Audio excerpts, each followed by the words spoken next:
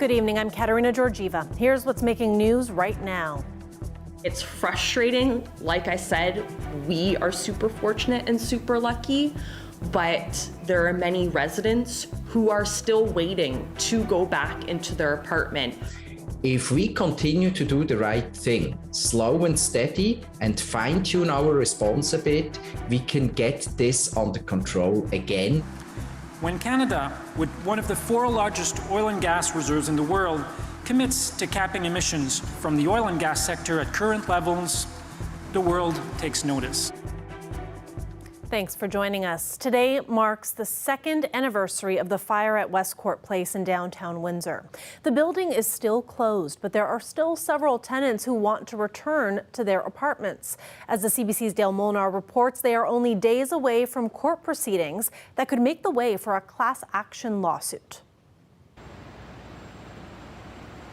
Fire broke out in the parking garage of the Westcourt Place building on November 12, 2019. 2 years later, the building remains closed and has yet to be made habitable. Lawyers for the 200 or so tenants began working on a class action lawsuit in 2020, but the pandemic delayed things. A new judge also had to be put on the case, so it has taken this long just to try to get the class action certified. The hearing will go forward on November 22nd and 23rd.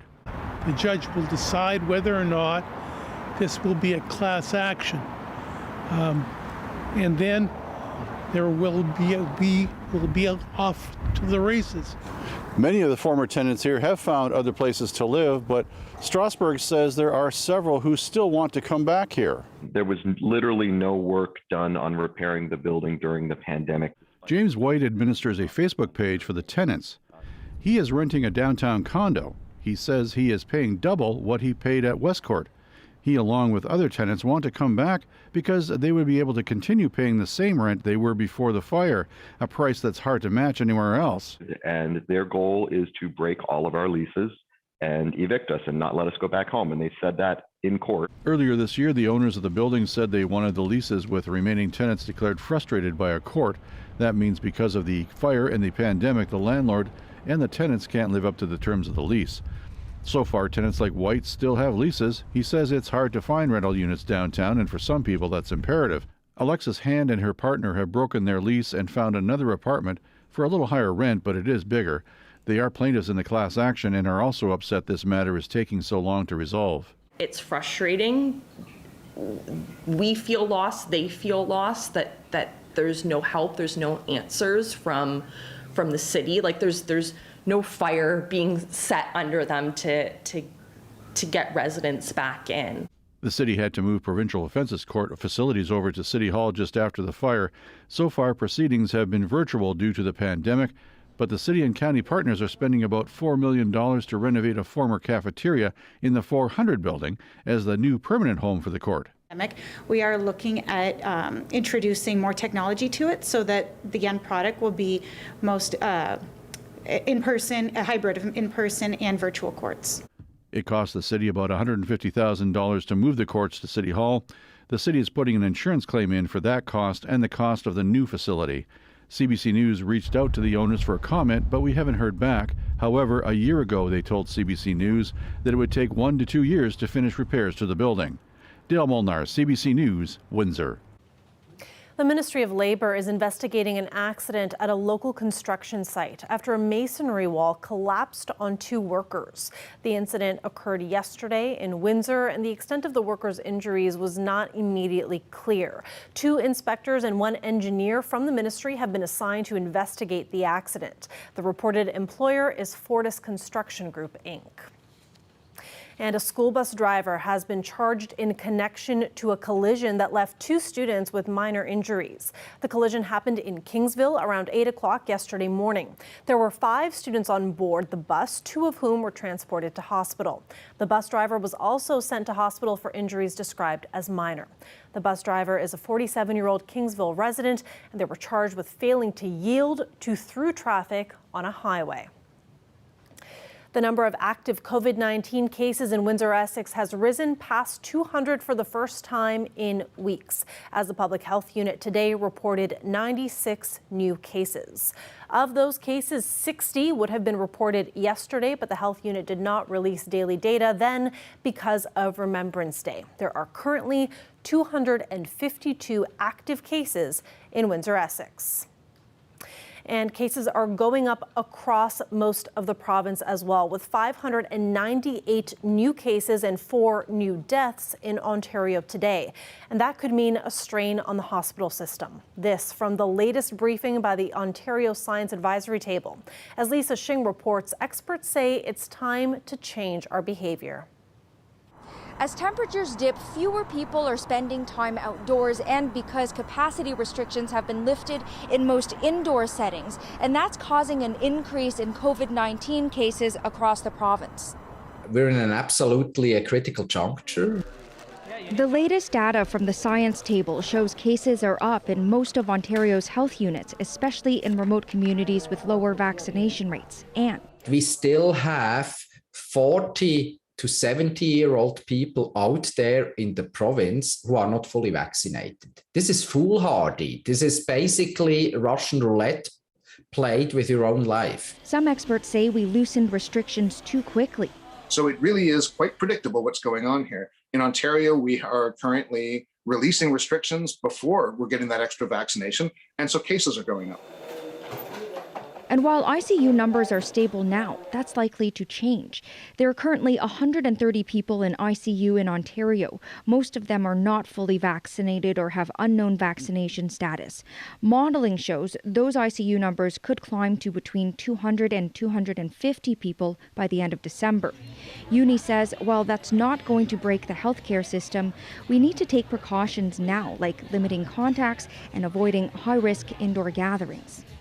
If we continue to do the right thing, slow and steady, and fine-tune our response a bit, we can get this under control again. The Science Table says the province did the right thing by pausing further reopening earlier this week. It decided to put on hold lifting capacity limits for higher risk settings like nightclubs. Lisa Shing, CBC News, Toronto. There's a lot of buzz these days about Canada's men's national soccer team. They're inching closer to qualifying for next year's World Cup, and the excitement is being felt right here in Windsor. Canada, the passion, the energy, the pride. You know, just playing for your country, being picked out of like the whole country is an honor as it is. So me being from Windsor and being selected was probably the biggest thing in my career to play for Canada. So every time I put on that jersey, I felt really good. Right now, the boys that are playing, they're playing really good. A lot of them play in Europe, so they have more experience than the teams before. I think they have a chance to do it. I mean, just got to go game by game, and I think they surprised everybody because no one expected them to be so good. So, and we deserve it. I mean, they've been working hard, and you know, I wish them luck. Hopefully I can get out and see one of these games maybe. It's definitely a huge bit of motivation, not just for me, but for because as we know, soccer is not that popular in Canada, but with the national team now, players like Alphonso Davies, Jonathan David, it's been giving motivation to younger players, and not only hockey is going to be one of Canada's major sports, but now soccer as well.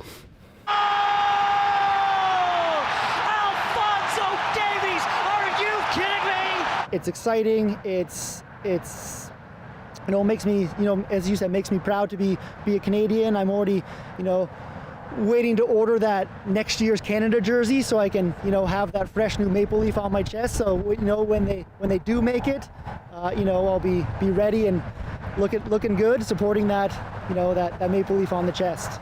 When you represent your country, that's probably the biggest thing ever as a professional. To hear your national anthem, it kind of gives you goosebumps, and to be I never played it in a home game before, so to have, I'm pretty sure 50,000 at least will be rooting for Canada. So I mean, that feeling of them rooting for you and cheering you on, and when you get fouled, they cheer for you. When you do good, they cheer for you. I mean, that's going to give them that extra man, so I think that'll help them a lot. Definitely a huge sense of pride, even if they don't win or make it to the World Cup qualifiers, to go this far like they've never done before. It's just a huge motivation as a player and even as a Canadian citizen myself. the kids are loving it. I see a lot of kids with Canadian jerseys now.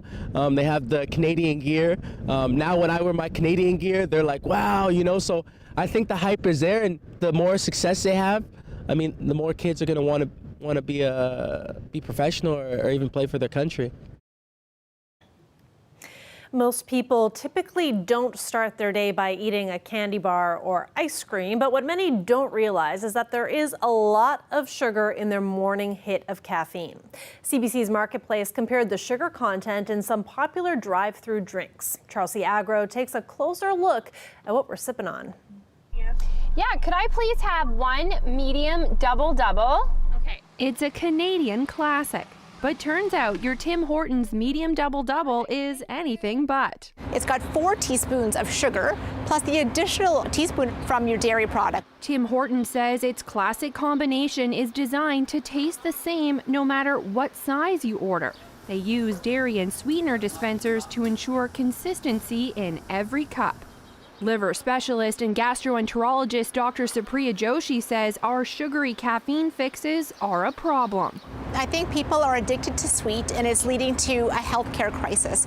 Especially when you consider sugar and calorie content. That medium double-double, well, it's similar to a caramel bar. I think a lot of people sometimes will think just about the calorie standpoint, not factoring in also the sugar. Could I have a grande matcha green tea latte, please? Marketplace took a closer look at the sugar content in some popular drinks from other chains across the country. Vanilla chai iced frappe. Thank you. Dietitians warn even drinks with trendy, nutritionally inspired names can pack an extra sweet punch. I find people that I've spoken to consider those natural ingredients or natural flavors. And usually anything with a natural connotation is seen as positive, but not necessarily so.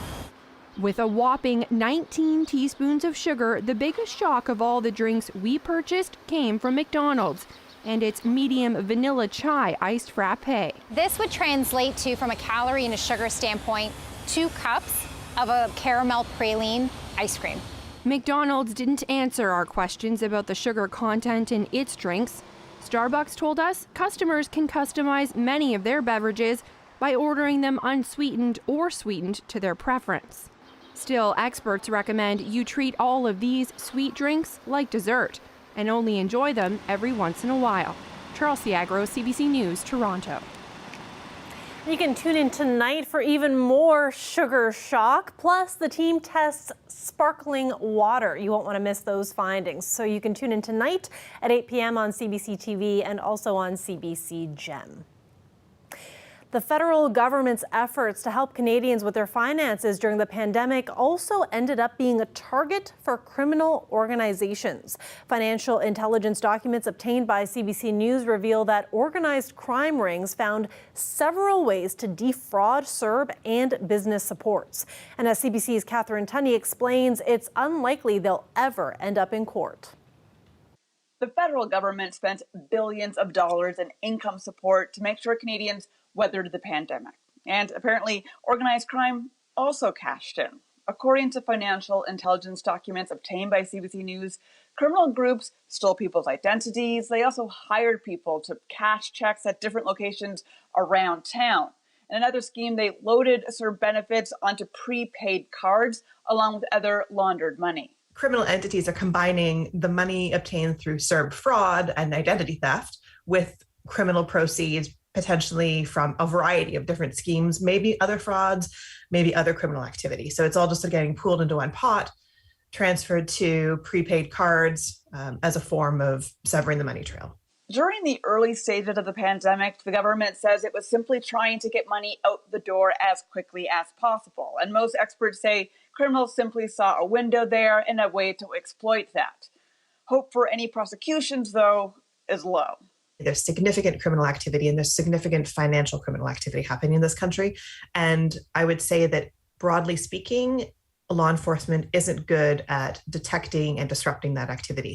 FinTrack, Canada's financial intelligence wing, says it received about 30,000 suspicious transaction reports mentioning the pandemic benefits since the beginning of 2020, though it says it doesn't know the total of how much went to organized crime. Catherine Tunney, CBC News, Ottawa.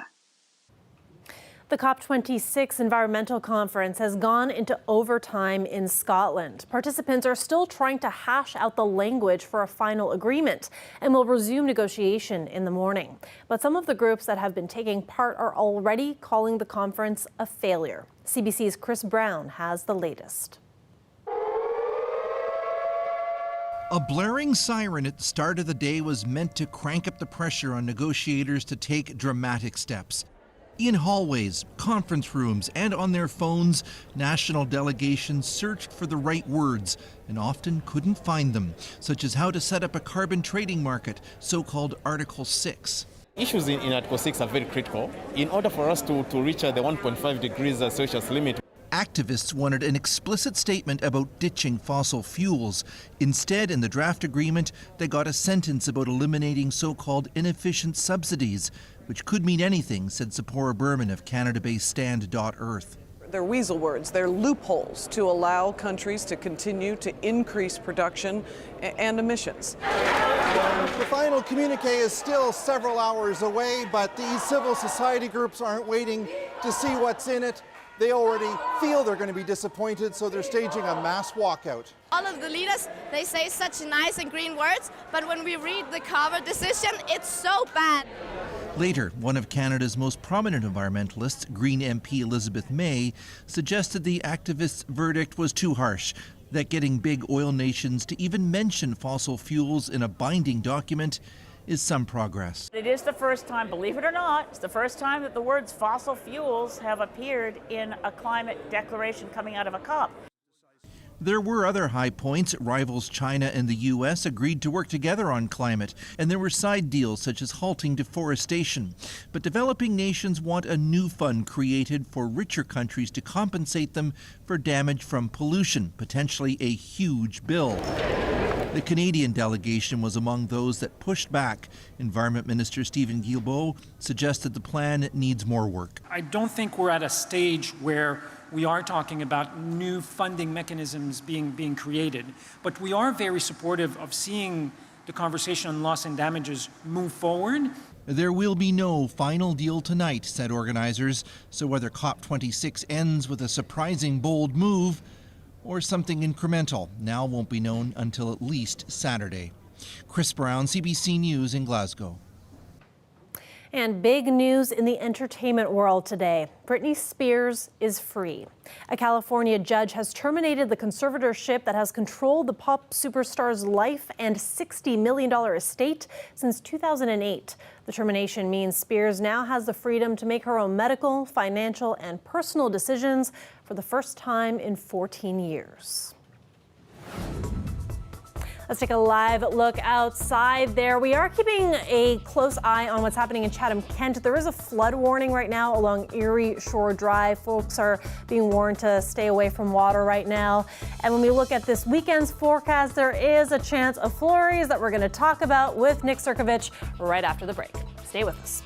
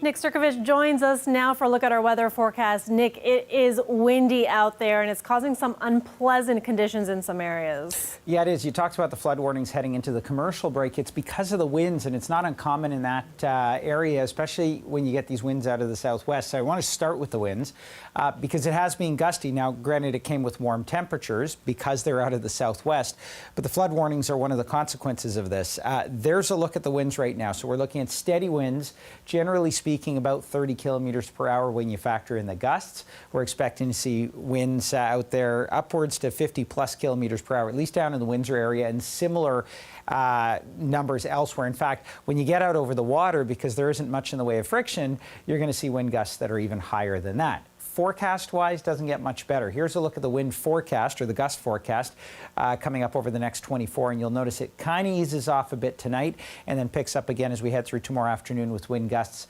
likely to be around that 50 kilometer per hour mark or more, and certainly out over the water, even higher amounts.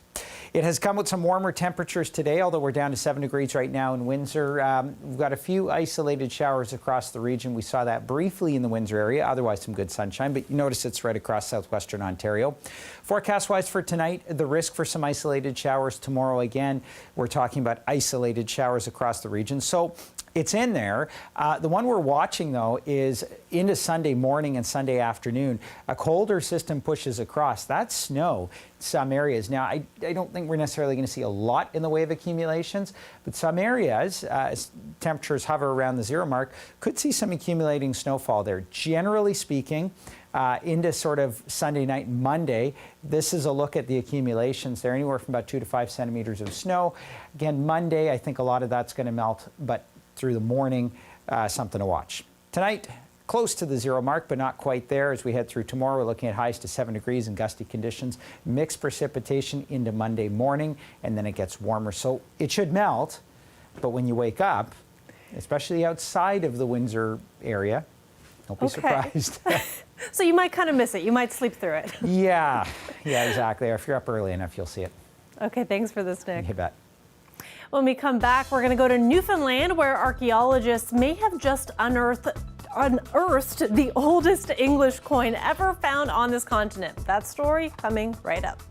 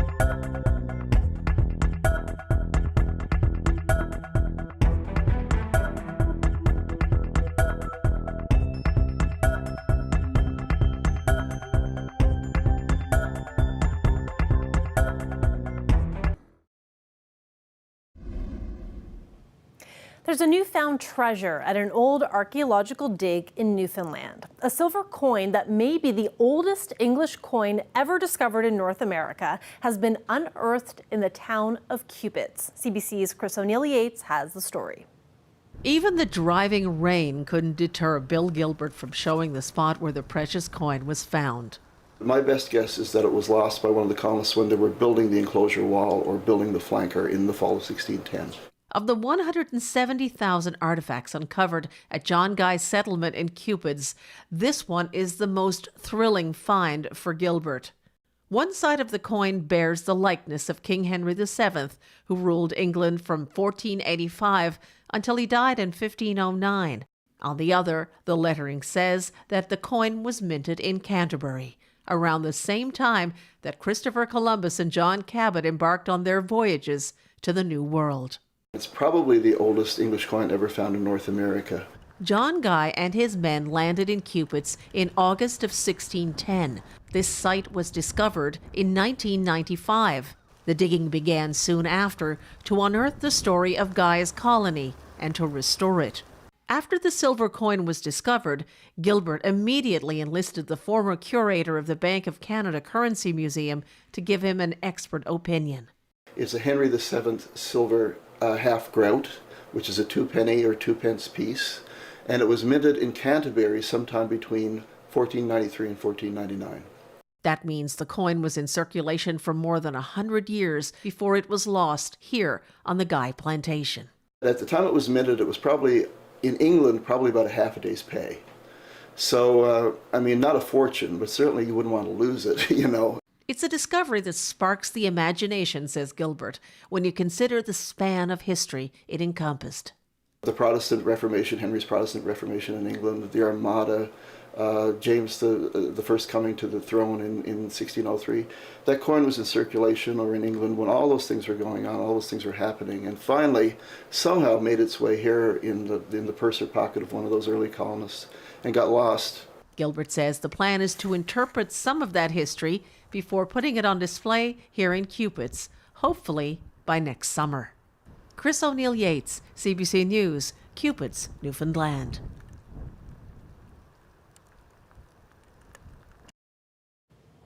And that is it for CBC Windsor News. For news anytime, you can go to our website at cbc.ca/Windsor. You can find us on social media as well. You can check us out. We're on Facebook, Instagram, and Twitter. The Rick Mercer Report is up next. Have a great night.